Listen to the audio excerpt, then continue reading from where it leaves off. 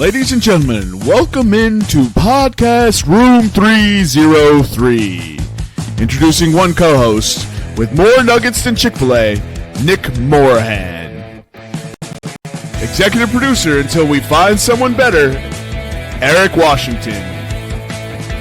Nobody really knows what he does around here, Nevada Putnam. And now, the single greatest thing to happen to hosting in history, Jermaine Antonio Colon Mendez. On with the show. Ladies and gentlemen, welcome into another episode of Podcast Room 303. We have episode 319 today. Unfortunately for you all, it's just going to be the producers today. We have the hosts have gone rogue and MIA, so hopefully we'll be back soon and they'll have some good stuff for you guys. But today it's just going to be me and executive producer Nevada. Nevada, how you doing today, brother? I'm doing good, man. It's been a while since I've been on. Been busy with not so much trips. That was more so May, but just feel like all four of us got things going on when the other three don't, or the other two don't. So it's a little bit of a hodgepodge getting stuff together, but glad to be back on finally, catch up and talk some 303 shit.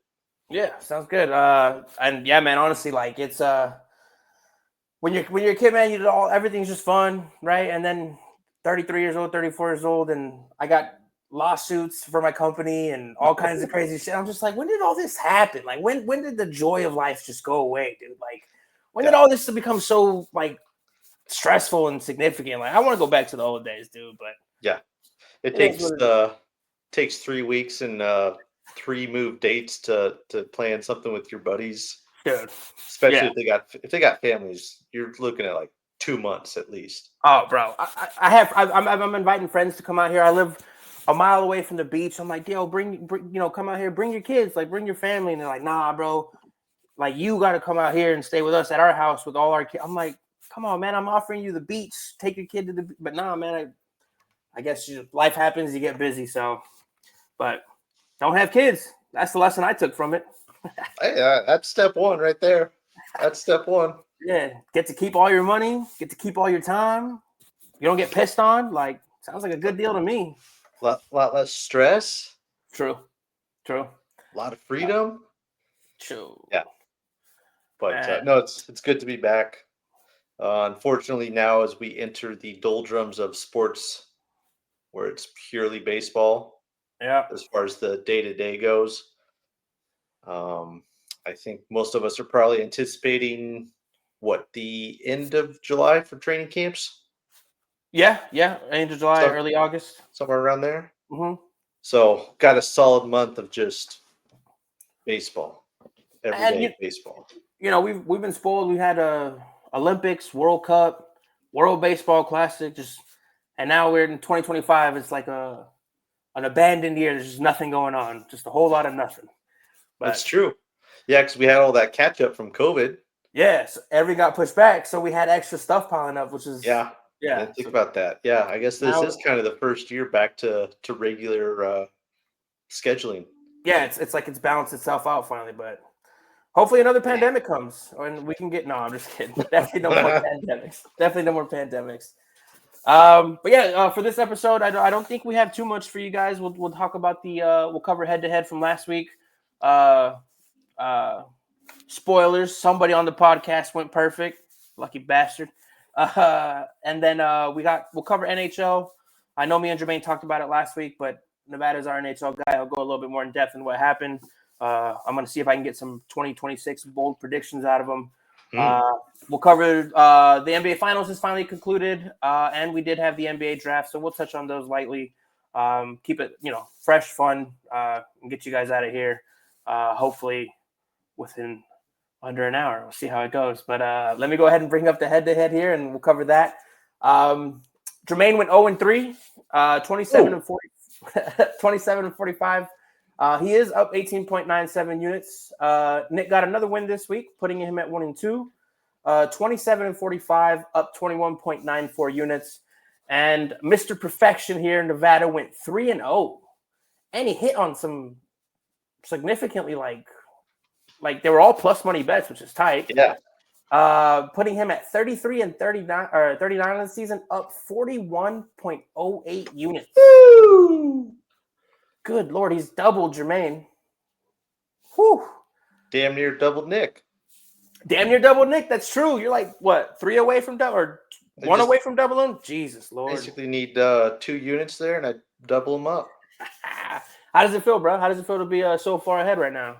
Man, I feels good being at the top of the mountain, but being at the top also means that sled down is going to be fast and hard. Nah. You got a bunch of chuckle fucks in here. I think you're gonna be all right, dude.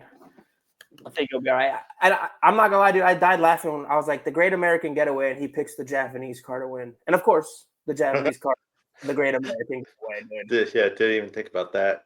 Ridiculous. And then I went 2-1. I'm 33 and 39 as well in the season. A little bit behind Nevada at 36.01 units up. But looking solid, man. Looks like me and you might have a nice little race here, hopefully. But I know me, and I know football season's coming, and I know my love for the birds is coming. So my demise is inevitable. Oh, boy. Bro. The heart's going to start making too many bets. Dude, you saw what I put in the group chat the other day? I said I'm manifesting. Mm-hmm. That's honestly how I bet, bro. Now that I think about it, now that I look back, that's honestly how I bet. I've made the mistake my whole life of betting for what I want to see happen. And I don't think that's a smart strategy. No, it's not. So I kind of do the same thing, but it's like an anti-manifest, particularly when it comes to NHL playoffs. So I always hedge my bet for teams that are playing in the Avs, so that way it's a win-win either way. It's still bitter, but at least I won something. Yeah, there's, I guess it's like it takes the sting off a little bit. Right. Yeah. It's like, man, that sucked, but at least I won something. Obviously, it's also, hey, I'd rather lose my money on the bets and have the Avs keep chipping away at wins. Yeah. That's nicer.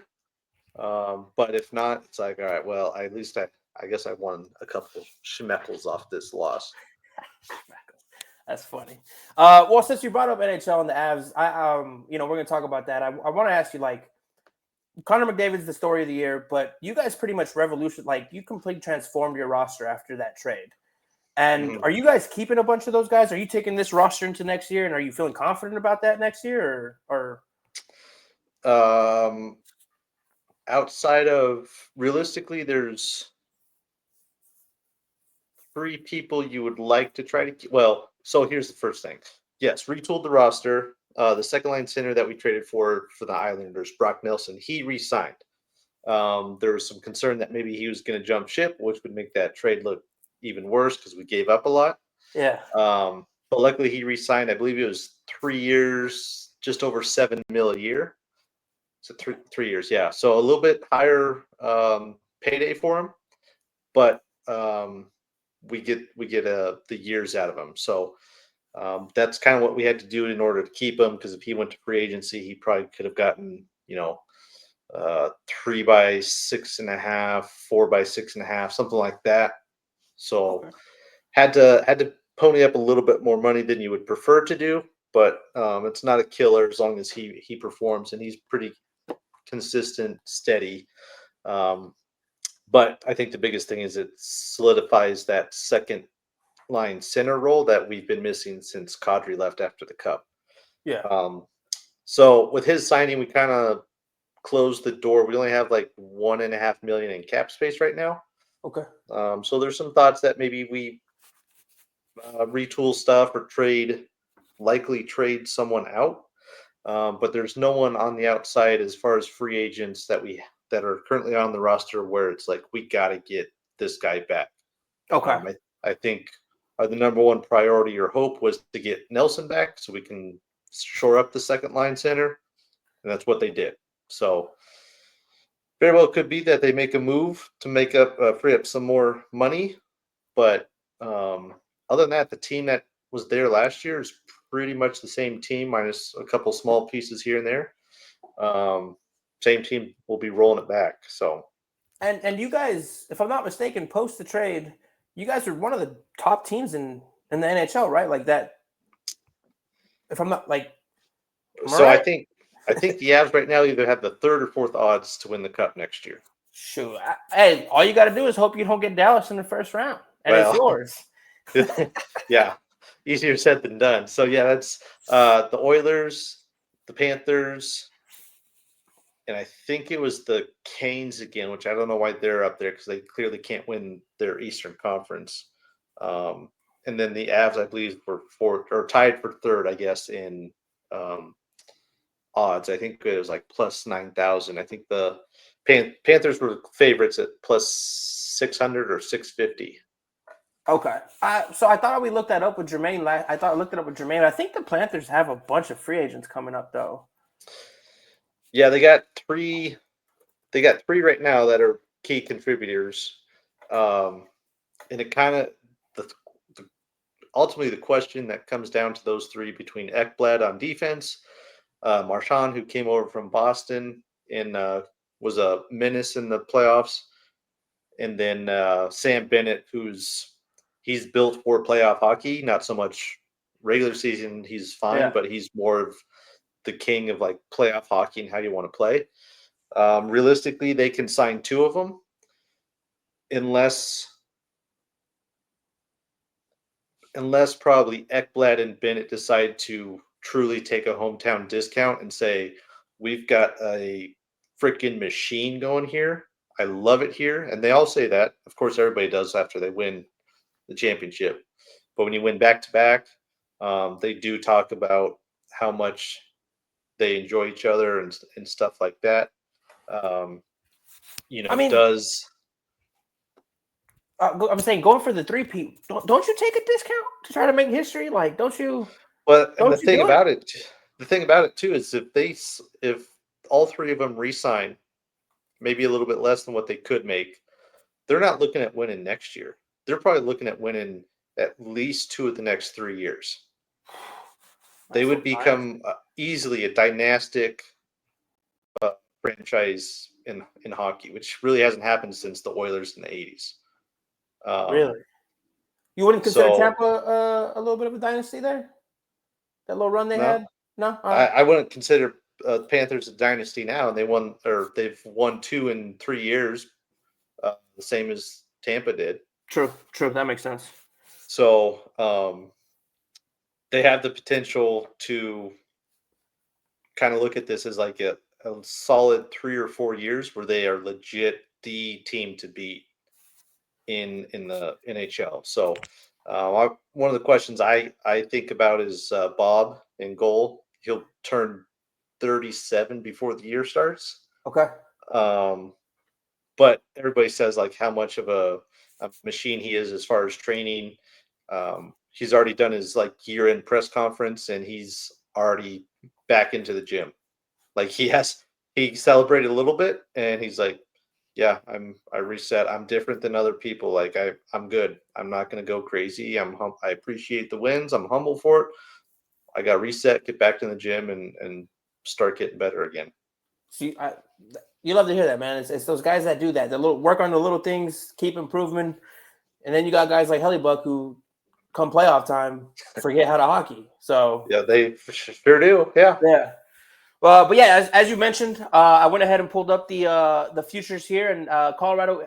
So let's start. Florida Panthers are the favorite to repeat or three-peat, plus 600. Edmonton plus 750, as barring they don't lose Connor or McJesus, I guess you could say. Colorado third at plus 900. Hurricanes tied for third at plus 900. Vegas plus 1,000. Dallas plus 1,000. Tampa plus 14. Toronto plus 2,000. That'll be the top 6 right there, or top 8, I should say. Well, out of all those, who you liking? I mean, obviously we're rooting for the Avs, but what do you like? What do you like there? No free agency yet, just as is. What are you thinking? It's Florida without question. Without question. All right, bet. Any sleepers? I know. Jermaine's a big fan of the Devils. What about them? What do you think about them? Yeah, I like him, especially at 2,000. It'll be interesting to see. Obviously, health has got to be the big thing because obviously losing Jack Hughes last year, a month or so before the season ended, kind of derailed their offense and their mojo. Yeah. But they got the goaltending. Defense was solid. Forwards are good. But yeah, especially at that kind of bargain for plus 2,000, Yeah. I think that's good money. I think they would. I think they should probably be looking at this list. Probably, I would flip them and maybe Tampa at plus 1,400. So I So bring not that up because apparently they are going to be going after people in free agency. And in my mind, we talked about it last year. They already have 3 people that are, I don't know these names. You might know them, but Jordan Kyrou. Yep. They have their eye on Victor Arvidsson Okay. and Jared McCann. I don't know who these guys are, but do those guys, if they get any one of those guys, does that take them over the top, or at least put them in a better position to win? Yeah, if they get Kyrou, that'd be huge. Kyrou's one of the fastest guys in the league, if not the fastest. Oh crap! So pairing him up with Jack Hughes would be huge. Yeah, looking at their cap, it looks like they have about 14.5 million in cap space. So they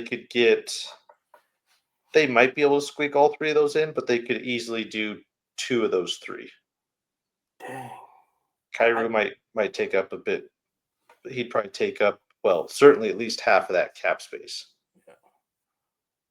I need to start. So I started watching hockey, especially watching with Jermaine, but I've just been disheartened to learn these names, like some of these Swedish names and these Russian names. But aside from that, everything I've read says the Devils are going to be spenders. I don't really know about the cap space situation for any of these teams, but it seems from what I've read, the Devils are going to be out here spending money try to improve that team, and that's going to be my dark horse or sleeper or bold prediction for next year. If they get these guys, like you said, what you said is enough for me to be like, all right, I'm taking them to win the Stanley and knock off these Florida Panthers, dude. Yeah, that it'll be interesting to see how this free agency goes down.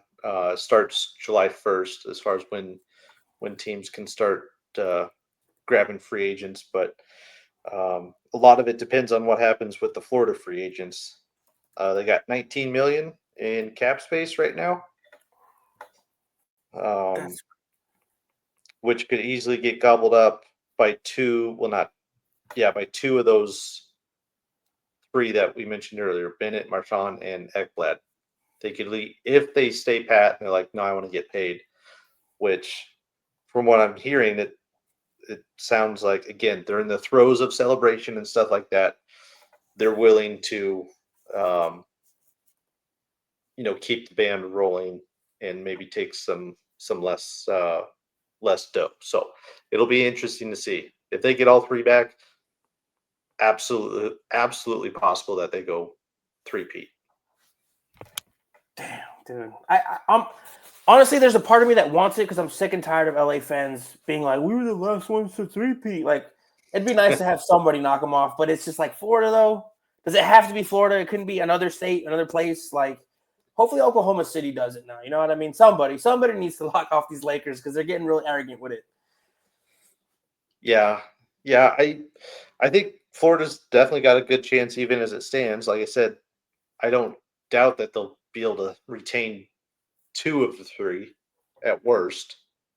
Or realistically, I suppose, but they got a good shot, I think, at retaining all 3. Dude, if I'm them, I'm a 2-time champion, or maybe not. Marchand's not a 2-time champion, right? Yeah, he is. Oh, okay. Hey guys, I'm a 2-time champion. Y'all got to pay me more now. But well, the thing with him is he's nearing the end of his career, so where's his mindset as far as, does he want to get paid, or does he want to stay with this team and have legit chance at a cup and solidify his Hall of Fame career? Right now, he's probably a Hall of Famer. Okay. But if he decides to stay and wins, even if he wins one more, yeah, slam dunk. Dude, might as well, right? You might as well for your legacy. Yeah, it's easy for us to say because when you pull up their career earnings, like Marchand's at like 60 some odd million career earning or something like that. You're like, what are you worried about if you sign a 4-year deal for, three and a half a year? So you make 12 million, or you could go somewhere else and make a grand total of 15 or 16 million. Is that 4 million really going to be a difference for you? Or would you rather have a serious opportunity to win 4 cups? I always sit here and say, like, as a fan, like, it's easy for us to be like, yeah, I'm taking the pay cut so we can win. And we saw it with Tom Brady, man. He took pay cuts and he won. Yep.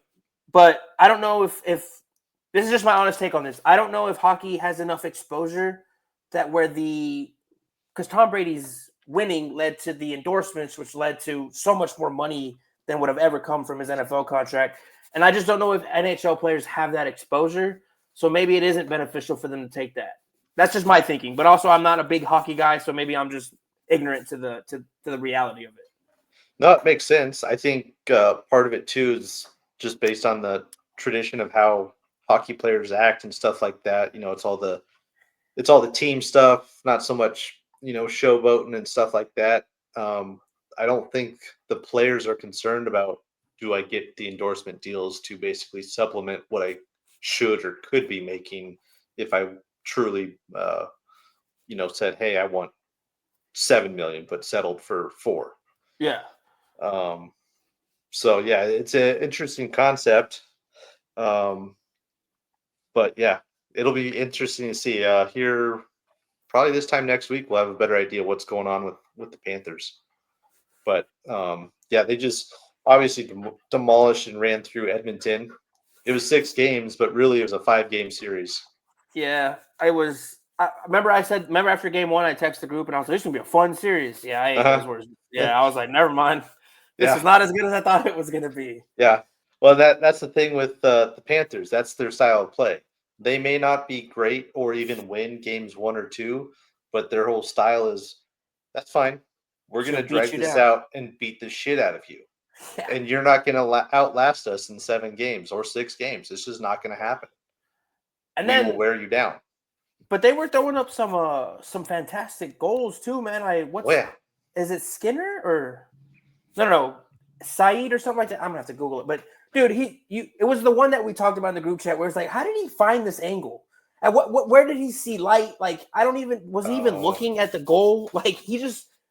Do you remember what I'm talking about? I wish I could play it. I don't know if that'll get us in trouble, but yeah, I think it was the one where he was down by the goal line. Yep, to the right of the goal. Yep, almost between the circle and the boards. Yeah, and he just sniped it up top. It didn't make any sense. Like, I watched it over and over and over, trying to figure out what he saw, and I just can't figure it out. To this day, I'm just like, he just hit it, and it just got lucky. That's what it has to be. Yeah. Well, and you'll see, like, during the regular season, it happens fairly often where guys do that.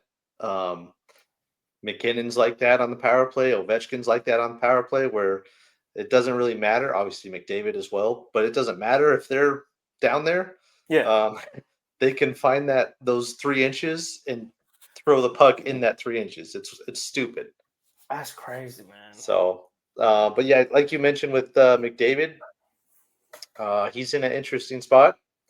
Not happy. Again, it's in the aftermath of losing your 2nd straight cup final, second straight to the same team. Yeah. This time they shut him down more so than they did last year. He only had 1 goal, which you put in you put his lone goal in the head-to-head bet. So that was a props to you on that one. Yeah, I was trying to save him, dude. Yeah. But he's in an interesting spot because he's eligible for a new contract starting July 1st. So he's got 1 more year on his contract. Okay. So he'll have this year with Edmonton. But if you listen to his sound bites and stuff like that, it kind of sounds like he's, I don't want to say fed up, but there's definitely some part of his head where he's like, you got to be shitting me. Yeah. Like, this has to be fixed. I can't be doing this over and over and over again. I think it was Kachuk on the Panthers. He said it best, which was maybe also a shot at either McDavid or the Oilers, where he was saying when our team, the Panthers, are in a tough spot or we need a goal, we don't look to one person, we look to everybody. Yeah. And then he specifically said for McDavid, he's like, he's going to win one wherever it may be. Yeah. So other players recognize that. Yeah, he knows.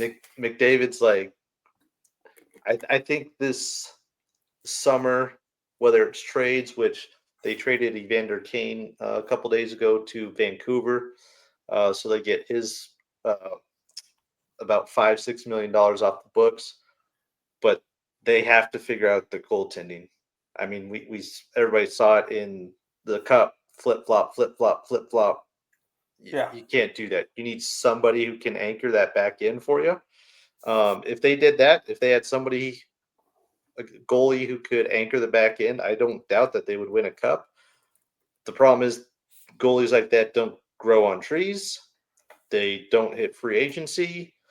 And if you're trading for something like that, you're going to pay the price for it. And I don't know if Edmonton's in a position where they can fill that hole the way they need to. So I think, my personal opinion, I think McDavid will sign like a 2-year deal, maybe a 3-year deal, which is essentially like the last chance of if we don't figure this out in the next 2-3 years, I'm out.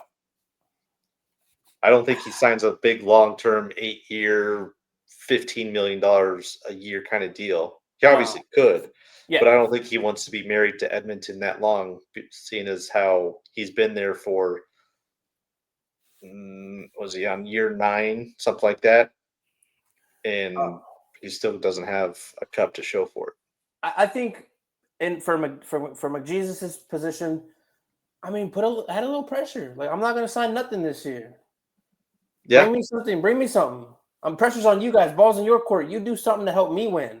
And if you come through for me, you get the reward of me extending. And if you don't, you lose me in free agency. So it's on you guys to build a winner.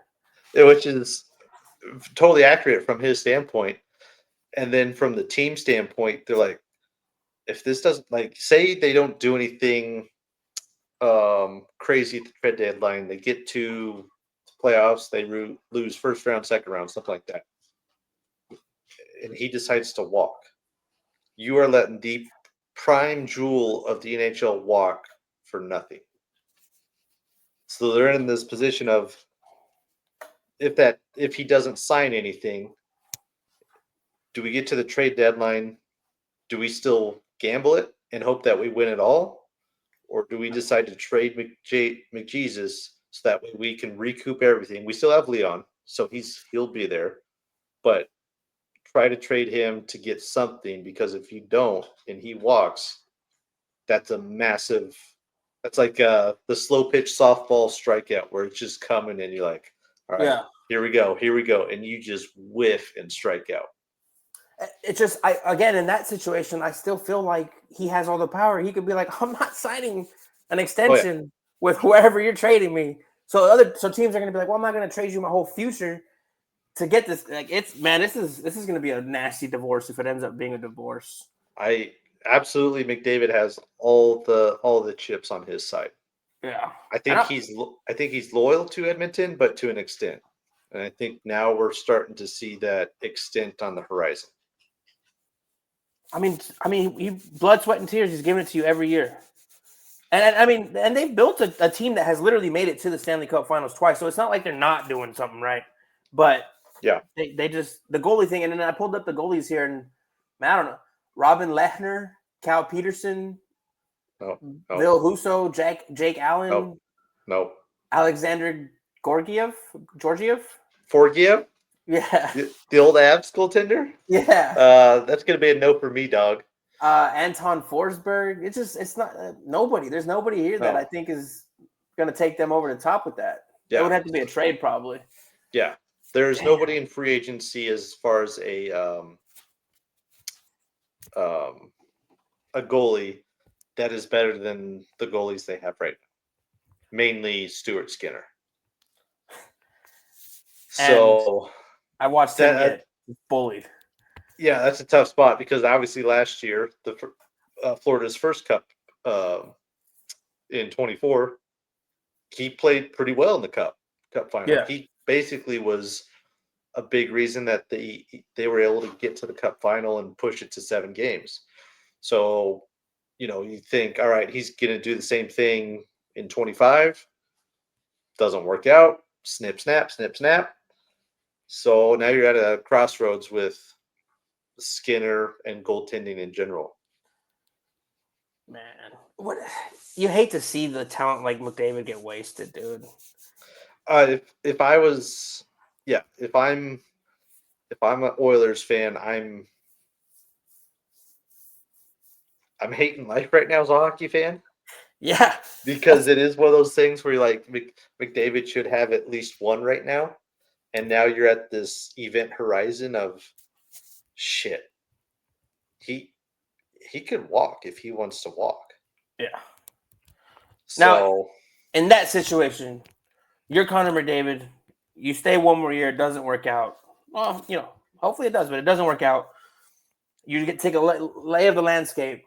You are Connor McDavid. Where are you going? What team are you joining? And you're like, fuck it. I'm winning a chip. I'm going here, and this puts us over the top. I picked Dallas last week, but I know that would piss you off. So, yeah.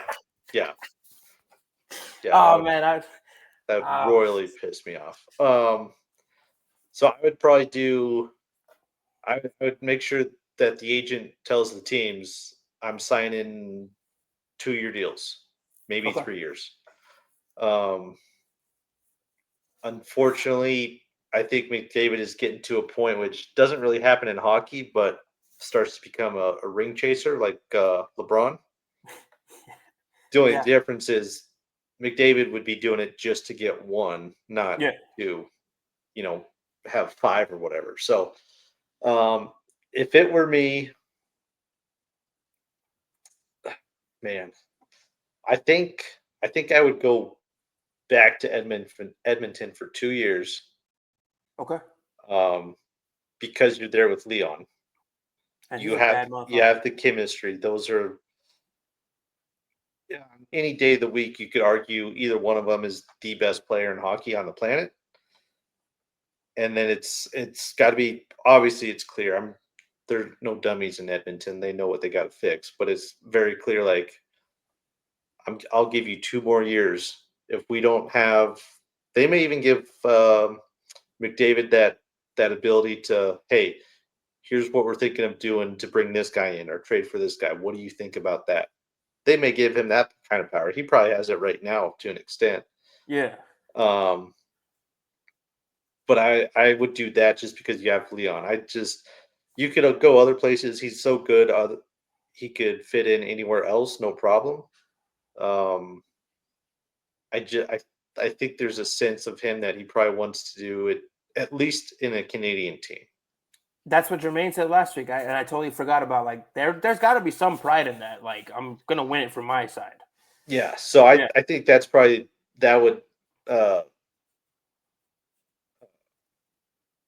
move the teams down to just the Canadian teams. So let's say Winnipeg, because it's not going to Toronto. We know that because he's cursed if he goes there. What about he very well could do Toronto though. I think if I were to put money on a team, that isn't Edmonton, it would be Toronto to land him. Him and Matthews? Or actually, no, who'd I say? Canadians. That's who it was. Montreal Canadiens? Okay. Yep. Because they have an up-and-coming goaltender, very young goaltender. They have a good young core. We saw them how, pesky they were this year and came together to get into the playoffs. Obviously, he would regardless of where he goes, for the most part, he'd step in and be the number one center on 95% of the teams. So that's not an issue, but I think that would be I guess I would say dark horse or something like that. That would be the team where I'd be like, Montreal's got a massive history, prideful history. They're not the Dallas Cowboys of the NHL like the Maple Leafs are, so there's not that stigma. Yeah. But Montreal would be interesting. I don't think he would go to Calgary because that's the sworn enemy of the Oilers. I don't think he would jump ship like that. However, Calgary has a very good goalie, very young goalie, very good goalie. Damn. I just don't know if they have all the pieces there and established quite like Montreal has. They have some older guys, but as far as young core, I would take the Canadians over the Flames. Well, it'll be interesting to see. It'll be interesting. I mean, I think now that I've heard you like kind of break it down, it does. I do think the most realistic option is he signs a short-term extension with them. That just seems to be the most realistic option because you don't want to throw away what you've done. You got a home there. You got Draisaitl. It does make sense. Like, but they keeps adding pressure on them. Like, look, dude, I'm here for another 1 or 2 years, but it doesn't mean I'm gonna be here forever. So y'all need to do something. But I don't think he signs the 8-year deal. I don't think he's going to marry to him for that long because he's like, what? I've been here my entire career. Why would I keep doing this if I know what the results are going to be? True. Well, we'll see how it goes. I mean, we haven't even gotten to the draft or any free agency. Like, this is all speculation. Nobody knows nothing. We're just riffing here. So don't take this don't take this as church people. All right. But with that, anything else on NH? Any other? I mean, we got the Zegras trade, but I'm like a faux Flyers fan, right? Like I barely started watching hockey. So any other things you want to touch on the NHL? Any free agents that you saw sign?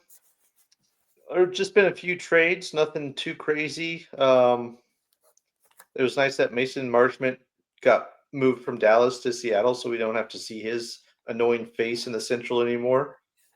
Jonathan Toews coming back, 37, 38, something like that. Out for the last couple of years. He decided to sign a 1-year contract with his hometown Winnipeg Jets. It sounds like it was down to the Jets and the Avs, and he decided to go to the Jets. So we'll see how he does, where he's at in his hockey life. But good to see him back in the fold. What was the other one I was looking at? Oh yeah, you mentioned it, Zegras, the high commodity or highly talked commodity that was always in the trade rumors the last 2-3 years. Jermaine shed a tear that he didn't get traded to the Blackhawks. Yeah. So he gets sent over to Philly to match up with Michvei Michkov. I was telling Eric pre-show, I think Zegras is a prime candidate for a change of scenery kind of elevation in play. He's obviously talented. He's a little bit showboaty and stuff like that, which didn't work that well with the Ducks head coach the last, 2 years it was. Yeah. He was much more of a hard ass. But going to play with Rick Tocchet, who was most recently the head coach of the Canucks the last 2 years, Tocchet returns back to his former team that he had a lot of success at. Much of a player's coach, lets the players play their game and gets a lot out of them. We'll see how the rest of the offseason goes, but I would not be surprised at all if the Flyers make the playoffs next year. Stop. Don't tease me like that, bro. So I think obviously health is an issue for Zegras.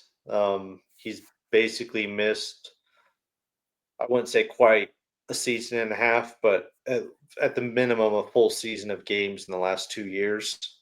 I think the article I read said he's missed about 40% of his games since he's been in the league. Yeah. So I think his first year or maybe his first 2 years, he was fairly healthy, was getting 60, close to 70 points, which as a rookie and stuff like that, that's pretty good. Yeah. Especially for a shit team.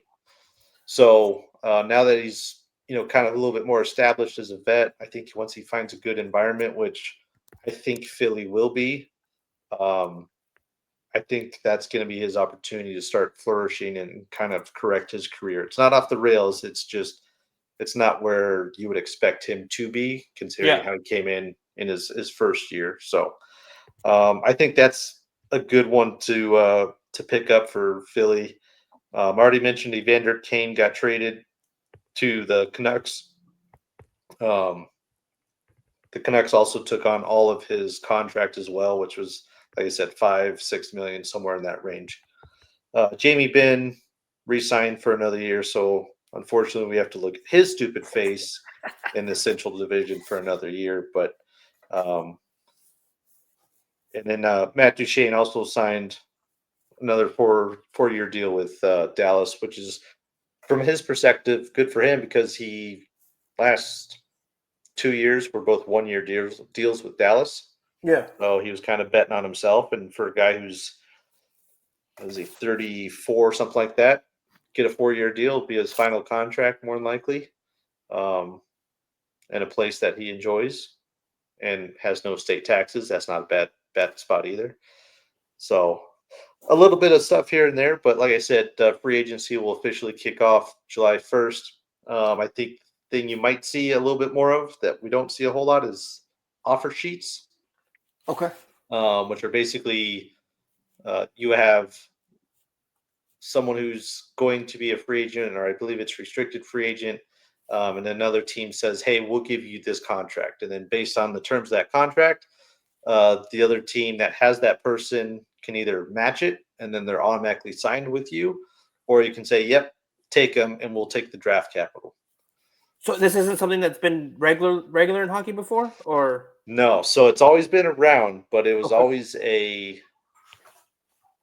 I guess, gentleman's agreement among GMs that we're not going to fuck with your players and stuff like that.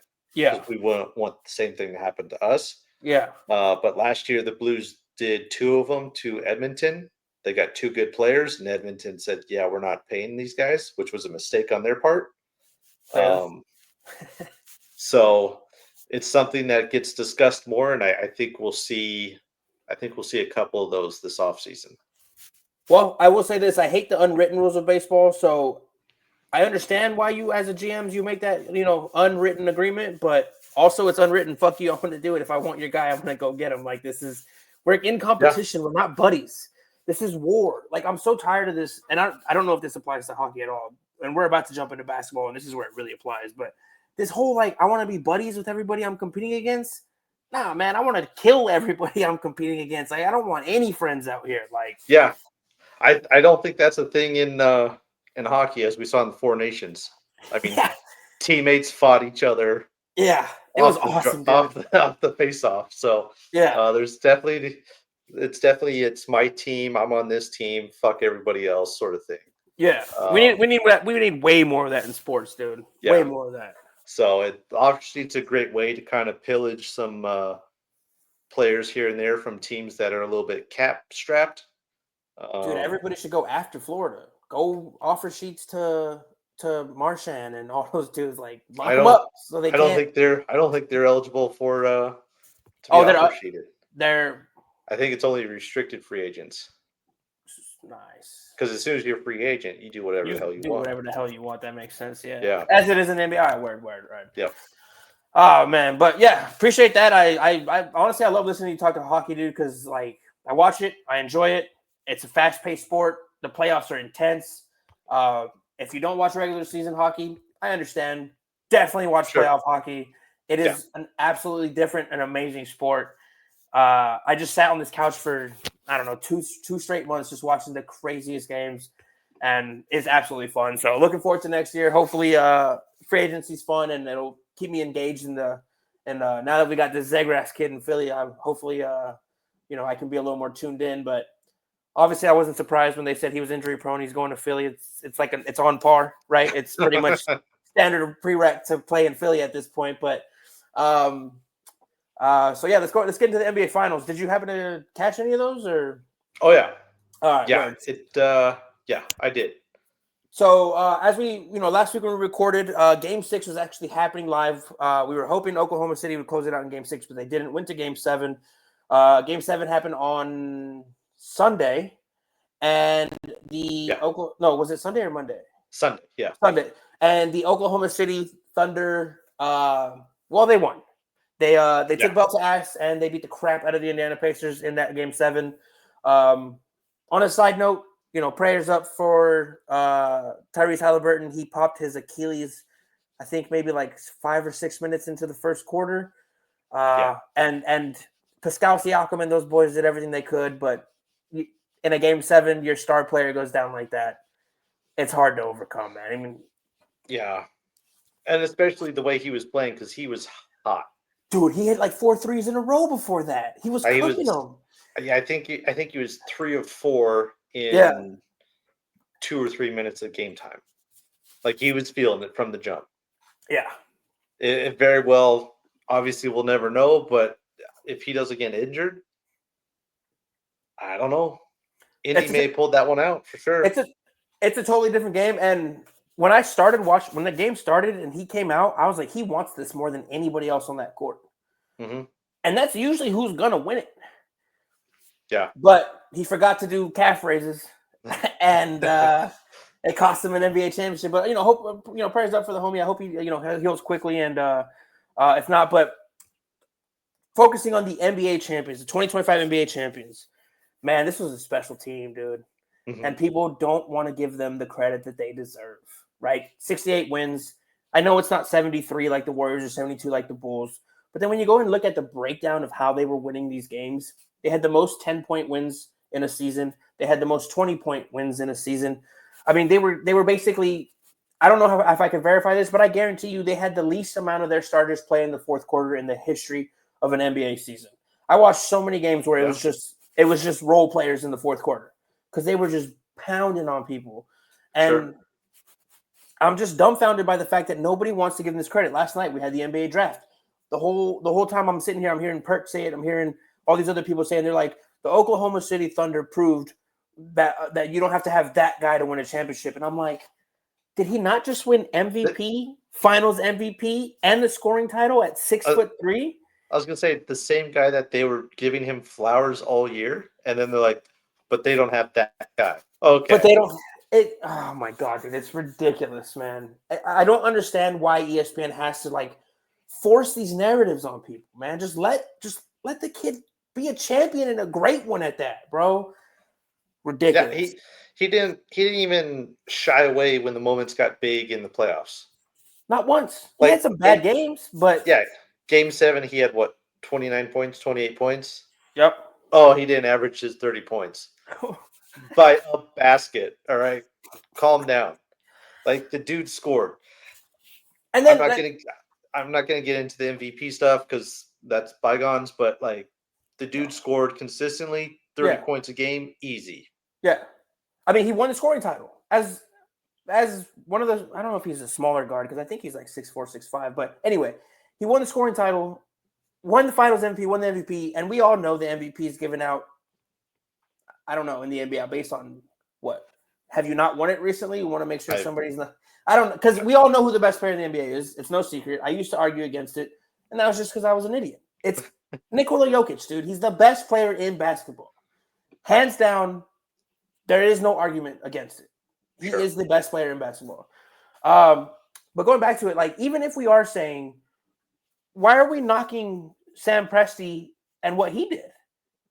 You know, the Oklahoma City Thunder last night had to trade picks away because they don't have the room on their roster to bring anybody else in because 1 through 15 are guys who can go out there and contribute to you. So yeah, knock on them for not having that guy. They have 15 dudes that can help you win a championship. Why are we hating on this? Why is this a negative thing? It's kind of interesting because it almost sounds obvious. Well, it really is kind of like the Panthers in the NHL. Yep. They may not have a true like superstar mega guy like Luka, LeBron, maybe Giannis, something like that. But no disrespect to Shea, but he's not in those short list of those kind of guys as true superstars, like face of the league kind of guy. Yeah. But every single person on there, you're not like having a big drop off and being like, oh shit, well, hopefully Shea can pull this out for us. Like, no, it's a whole team. It's 2 separate units on your team that can do this. And are we really knocking Shea Gilgeous-Alexander for not being fucking Giannis Antetokounmpo? How many Giannis's do you see walking around, right? How many Nikola Jokic's do you see walking around? Yeah, like Luka's. It doesn't happen. They're very few. They're very few out there, and that's why they reach the stature that they reach. But yeah, I think there's a dynasty in the making here with them. Well, yeah. So going back to Sam Presti, I think he deserves a shit ton of credit. Because I remember, was it 2 years ago when they trade people here and there and stuff like that when their other teams were trying to bulk up and they're like, oh, another first, and it was like, the Thunder have like the entire 2025 draft is all first round picks or something like that. But that's a credit to him in a handful of ways. One, he's getting the deals done. Two, he's hitting on those picks that he does have. Mhm. And then three, he's getting those trades that work like, oh, I don't know, SGA. Right in the Pine in LA. And he's like, I'll take that guy. How about that? So if you think about it, SGA was traded for, Caruso was traded for, and Hartenstein was traded for. Yep. Everybody else was drafted. Was Hartenstein traded or was he a free agent signing from the Knicks? He might have been a free agent signing from the Knicks. Yeah, you're right. So Caruso and SGA were traded for. Hartenstein's brought in free agency, and everybody else on this roster is handpicked by the man that nobody's giving credit to. It makes no sense. This league, it's so frustrating. If it's not LeBron winning, if it's not KD, like ever since the NBA championship, like all I've heard is KD went to Houston. KD's winning it next, or the Houston's winning it next year. It's like, are we just gonna displace Oklahoma City? Like they didn't just have a historic season. It's just I don't know, man. I don't understand the NBA. We have a dynastic looking team here, and nobody's satisfied with it. I think to your point with the dynastic looking is, with all the homegrown talent, you would think, at some point we got to pay these guys. Yeah, maybe. But there's also the very real possibility that based on Presti's track record of finding guys in the draft and bringing them up, he could very well say, hey, this guy we drafted 2 years ago, he's ready to take your spot. And we believe he can take your spot more or less just fine. So you can either sign what we want to give you. Yeah. Or you can go to New Orleans in free agency. Like, we don't care. Yeah. So I think that's a dangerous spot that the league's in, but a very beneficial spot that OKC's in, and that they have that flexibility. Outside of SGA, probably Chet, those two guys that I can think of. Hartenstein's locked up. I think, did he do a 3-year deal? I can't remember, but they don't have to worry about that sort of thing as far as depth. But those two guys, I'm sure they'll get paid what the market says they should get paid. But the other people, the role players, the second guys, they very well could be, if they're not careful. Presti could be like, I picked you out of the draft and developed you the way I wanted to, and now I see your successor 1 year away. Move. And that, I mean, he did it once, right? Yeah. And it's not like this was a overnight thing. He hit on everything he did. He like consistently, like, and that's when you see it consistently like that, you should be okay. Maybe this guy is for real. Like maybe this guy is the baddest GM out there. But congratulations to the Oklahoma City Thunder, man. Glad to see them do it. They've been in Oklahoma City since 2000 and was it like 9? 7? 8? I think it was like 8 or 9, something like that. We can look it up. But congrats to them. I think it's been like anyway, congrats to them on winning the championship. Bright future for a lot of those kids out there. I used to say Chet needs to bulk up, but nah. just keep doing you, Chet. You're good enough. And then OKC came over in 08. 08? Okay, cool. Yeah, because it was Durant's second or third year when they went to Oklahoma City. I want to say it was his second, because I think his rookie year was in Seattle. Yeah, he did have the 1 year in Seattle, which was really tight. Because I'm not gonna lie, man, I'm a Sixers fan, but those Supersonics uniforms and just the color scheme, it's pretty tight. But hopefully they'll get a franchise here soon. We all know that the NBA is preparing to expand, right? And so they got these $1 billion deals going out. So the Lakers just made it impossible to be an NBA owner now. You got to be worth $10 billion to start a franchise. It seems like so. Man, that's crazy. Where would you put 30 or another NBA team? Me? Yeah. Man, that's a good question. Do you try to go into the Canadian market? Well, they have Toronto. I think they could. I think they could successfully do it. I think Vancouver deserves one, right? I think they already had the Grizzlies. They got stolen from them. I don't know the whole backstory, so I'm just using words. Yeah. They had the Grizzlies, now they're gone. I think Vancouver's a nice city. You have Toronto on that side. You have Vancouver on this side. You have one in the east, one on the west. I think that makes the most sense, definitely. But with Seattle potentially getting one, do you really want to clog jam up there? Right. You know? And then I don't know much else about Canada except it's vast and cold. And I just don't see Ottawa or any of these places like dethroning the NHL team there. And it would take a lot of work to them to build that equity with the fan base. I think it'd be a lot of work for them to build an equity with that fan base. Because I highly doubt that there's any desire for like Edmonton or Calgary to have an NBA team. Yeah, those are way too far out of the market, I think. So yeah, maybe a Vancouver. But yeah, if Seattle is able to bring one back, which I don't see why they can't. I think Seattle's obviously on the short list. Oh man, it's hard to say, but Puerto Rico. You know what I mean? That'd be kind of cool. I don't know if they have the infrastructure and the population to sustain a team. I don't know much about the actual.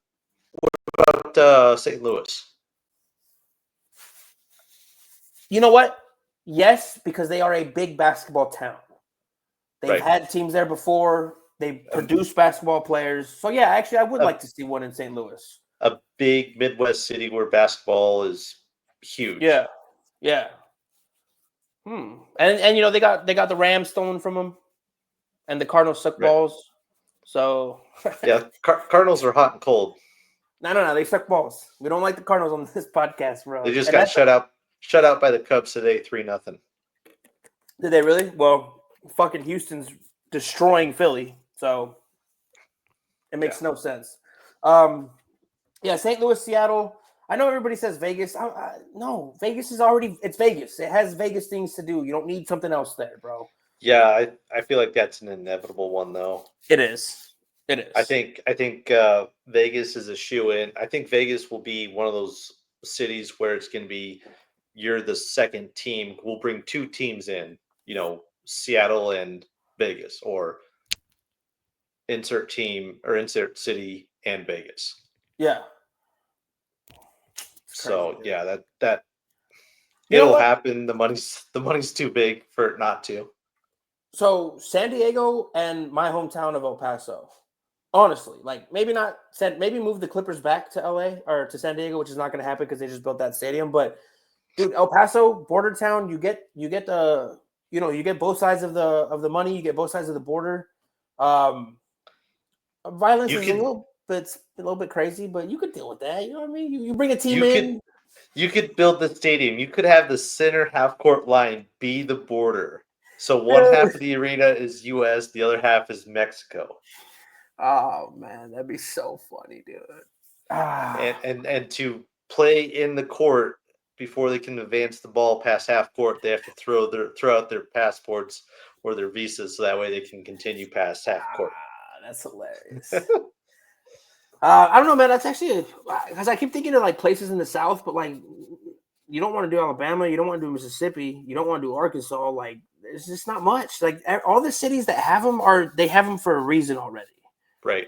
And I'm struggling to like the ones you mentioned were good. Seattle, St. Louis, Vegas, San Diego definitely should have sports teams here. It's a big enough city. The military is here. Sure. But I can't think of much outside of that. Unless we go international, it doesn't. Right. Yeah. And I don't think the NBA necessarily could go international outside of like Canada, just because the other countries have their established leagues. Yeah. Obviously, they're not as good as the NBA, but I don't think the NBA would really have that desire.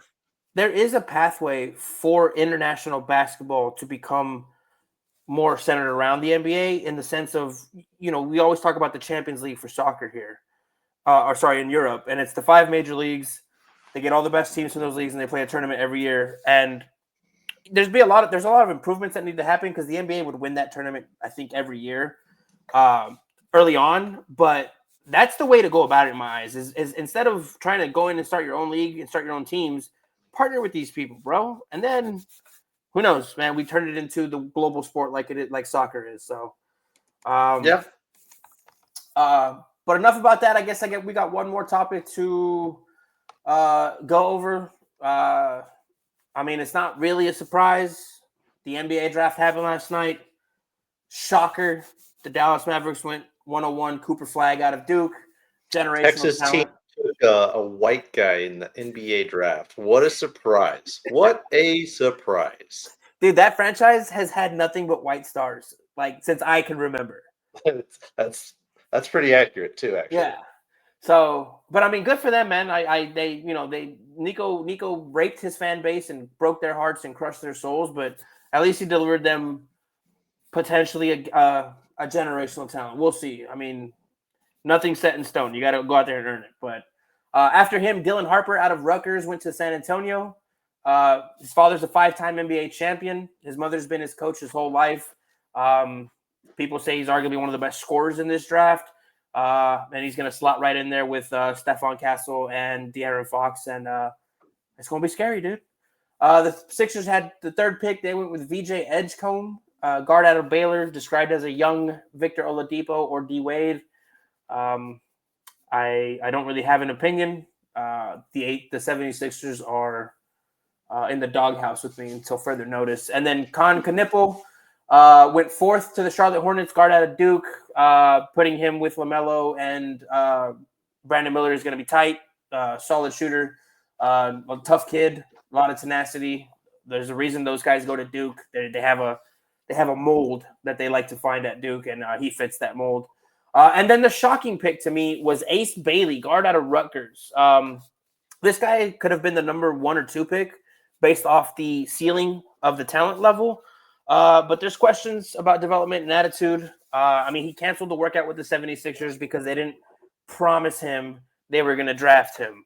So, there's questions about maturity. And he did say that he wanted to play on the East Coast, and the Utah Jazz at 5 took him. So we will see how that goes for them. The East Coast of Salt Lake.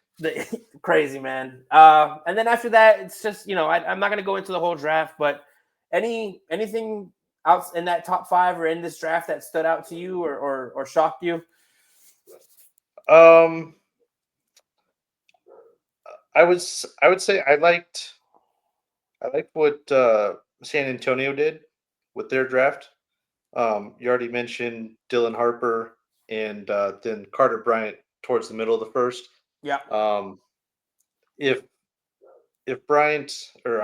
Harper hits like he should and Wemby is healthy, I would anticipate them making the playoffs for sure next year. Obviously, a large part of that depends on Wemby's health. Yeah. But I didn't have any like super surprises. Obviously, I didn't know some of these guys. Just kind of going through it again. Another center out of China, 7-1. Yang Hansen or whatever his name is. Yeah, it looks like he ultimately ends up in Portland.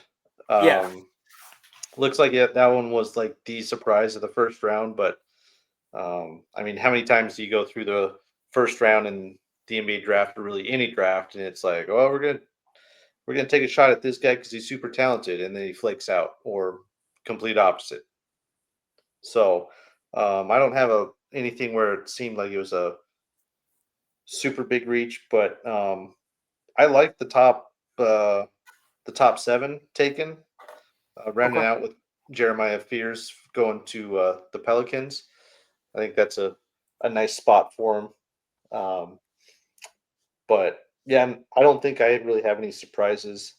Obviously, Duke dominating the top 10 or 12 picks again, kind of back resurging to their dominance that they had for so long.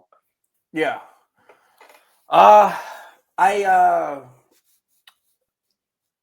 The New Orleans Pelicans. What are you doing, baby? Really? I like them going with Fears and then Derek Queen at 13. but they gave up a first round pick next year. For what? Like Oh.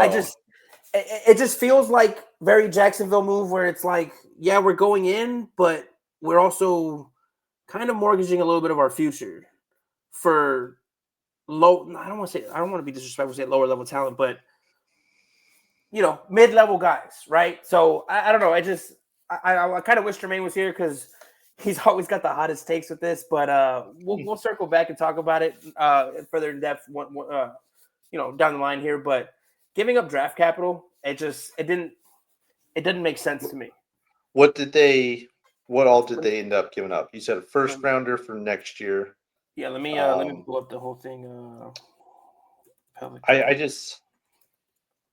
I think whether or not Fears is going to be, well, he's going to have to be a guy that spells for Zion, because we know Zion ain't going to play enough games, whether it's injury or something like that. So he's definitely going to get playing time and probably starting time at some point during this year. So I don't know. I guess it does depend on what they ultimately had to give up to get him trading with Atlanta. But him with Fears, again, I already said I kind of like Fears. I liked him going into the draft. Watching him was fun. Probably hurt you a little bit being an OU guy. But I liked watching Fears. Derek Queen as well in the tournament. So I liked them, but yeah, I guess time will tell, especially determining what they ended up giving up to get Derek Queen. Let me see here. They traded away Indiana's 2026 first round pick, which was top 4 protected. Okay. Dude, why am I having such a hard time getting clarity on this trade? Here we go. So the Pelicans received Derek Queen, number 13 overall. The Hawks received Asa Newell, number 23 overall. 2026 first round pick, which is the most favorable of New Orleans or Milwaukee next year. Whichever one has the better pick is going to them. I guess that's really not that bad of a trade, right? But you put that in combination with they shipped out McCollum. They brought in Jordan Poole. Like, what?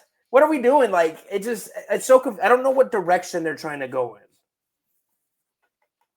That's fair. I wonder, and this is just a total bolt out of the blue, I wonder if this is a precursor to try to move on from Zion, to try to recoup some other, whether it's draft capital or players, to move on from Zion and say that the Zion experiment is done. Well, you would think if that was the case, they would move him for some sort of capital while he still has some sort of value, right? Well, yeah, maybe they're going to try to do a trade deadline where they get a team that's desperate, that's kind of hunting around the playoff spots.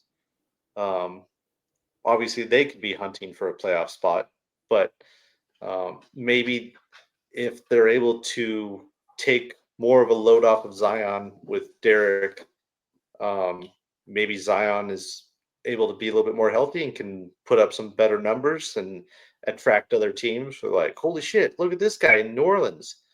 And New Orleans is like, yeah, gotcha, fuckers. Take him. Again, just a total crazy theory, but maybe that's the long game. Yeah, I could see that. It's just, I guess the way I saw it is you jumped up 10 spots and then you gave a first round pick away next year it's not even like you're moving up to the top 3 pick, top 4 pick. You jump from 20 to 10. Like, what are we doing, boys? Like, I don't know. I think just the numbers are what's making people skew, but Derek Queen could come in and be a freaking animal. And he could, we're judging this trade based off things that haven't happened yet, and he could end up being a Hall of Fame player. So it just didn't make sense at the time.